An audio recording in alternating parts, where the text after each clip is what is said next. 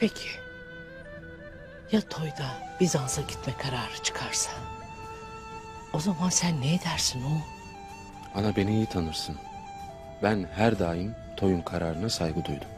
Lakin toydan böyle bir karar çıkacağını hiç zannetmem. Ertuğrul bu yola tek başına düşecektir. Nice Alp'imizi de kendiyle birlikte sürükleyecektir.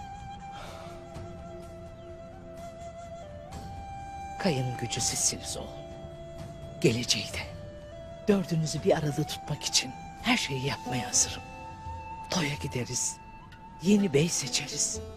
Toyda kim bey seçilirse diğerleri de ona uyar.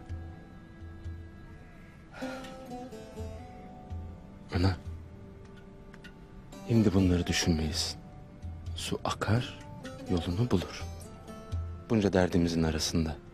Gel biraz yürüyelim. Dayımla Duru yengemin mezarını ziyaret edip dua edelim. Ha?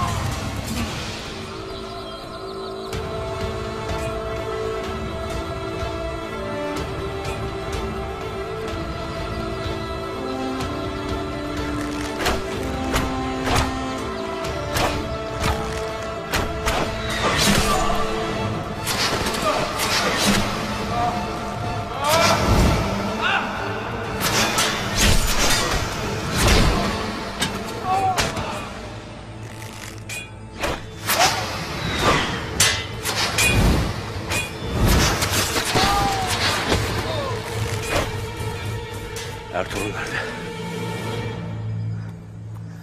Tuğtekin Bey'im. Beyim. Neredesin beyim ya? Boşa nefesini tüketmeyesin Ataşlı Hatun. Ataşlı olan mağaraya beni öldürmeye gitti. Lakin o da senin gibi av olacak. Ne diyorsun sen? Seni son gördüğümde zavallı bir aşık gibi Ertuğrul'a yalvarmaktaydım. Ne işin var burada Gökçe? Her tarafımız düşman kaynarken. Ne yaparsın burada? Senin böyle gitmene razı gelemezdim. Demek adı Gökçe.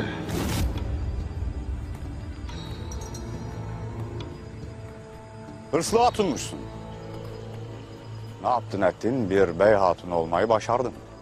Bizim Ataşlı oğlanın aklını başından almışsın. Senin sayende ben de onun kellesini alacağım. Ne istiyorsun benden?